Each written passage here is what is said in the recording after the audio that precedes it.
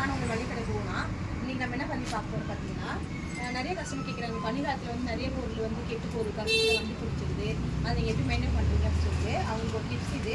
நம்ம வந்து பார்த்தீங்கன்னா கஸ்டமர் வந்து 1/4 கிலோ 1/2 கிலோ வாங்க வெயிட் பண்ணாமல் நம்ம இந்த மாதிரி 10 ரூபாய் 20 ரூபாய் இந்த மாதிரி பாக்கெட்லாம் போட்டு நம்ம சேல்ஸ் பண்ணும்போது நம்மளுக்கு ஒரு மூட்டையை சீக்கிரம் காலி ஆகிற மாதிரி இருக்கும். நமக்கும் வந்து பார்த்தீங்கன்னா ஒரு இதுலேருந்து அதில் ஒரு 3 ரூபா நம்மளுக்கு ஒரு லாபமும் கிடைக்கும். ஸோ கஸ்டமர் வேறு இடத்துல இந்த மாதிரி நம்ம ஒரு மாதிரி டேபிள் மாரி போட்டு அந்த இடத்துல இந்த மாதிரி 10 ரூபா இந்த பட்டை லவங்கம் இந்தமாதிரி நிறைய இருக்குங்க ஐட்டம், ஒரு 50-60 ஐட்டம் இருக்குது இந்தமாதிரி ஐட்டம் நம்ம பேக்கெட் போடுறதுக்கு. ஸோ உங்களுக்கு அது வேணும்னா சொல்லுங்கள், நான் லிஸ்ட்டு உங்களுக்கு அனுப்புகிறேன். ஸோ இந்தமாதிரி நம்ம அந்த ஐட்டம்லாம் போட்டு பானிபூரி இந்தமாதிரி அப்பளம்லாம் வந்து 10 ரூபாய் 20 ரூபா ஐட்டம்லாம் நம்ம பேக்கெட் போட்டு விற்கும் போது நம்மளுக்கு வந்து நல்ல சேல்ஸும் ஆகும். கஸ்டமர் வந்து கண்ணால் பார்த்து தானாக எடுத்துகிட்டு போவாங்க.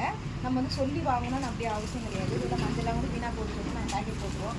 எந்த பொருளுமே காட்டில் 1/2 கிலோ நம்ம தனியாக உள்ள பேக்கெட் போட்டு வச்சுருக்கோம். இன்னும் 10 ரூபாய் 20 ரூபா ஐட்டம் போது அவங்களுக்கு வந்து பெருசாக தெரியாது. அது அதேமாதிரி டெய்லி யூஸ் ஆகிற பொருள்ன்றதுனால அந்த காஞ்ச மிளகாலாம் கொஞ்சம் எடுத்துகிட்டு போயிடுவாங்க.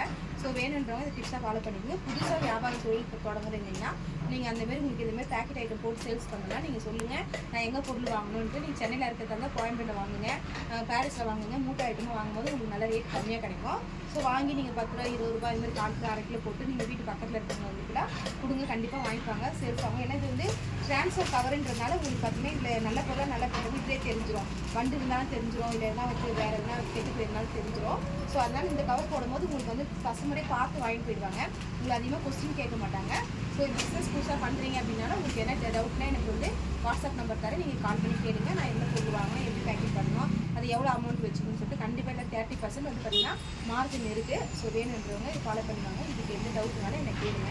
இந்த நாட்டு சக்கரைனாலும் நம்ம வந்து போட்டு விற்கலாம். இந்த மாதிரி எந்த பொருளும் வீணாகாது. இந்த பனிக்காலத்தில் பார்த்தீங்கன்னா இப்படி தான் இருக்கும். அதனால மூட்டை ஐட்டம் வாங்கி வந்தீங்கன்னா அது காலை ஒரு நேரம் வெயிட் பண்ணாமல் டக்குனு நீங்கள் 10 ரூபா 20 ரூபா ஐட்டம் போட்டு கஸ்டமருக்கு சேல்ஸ் பண்ணிவிடுங்க. அவங்களுக்கும் கொஞ்சம் ரேட் கம்மியாக இருக்க மாதிரி இருக்கும் ஒரு ஃபீல். அதே மாதிரி வந்து பார்த்துமே வாங்கிடுவாங்க. Thank you sir.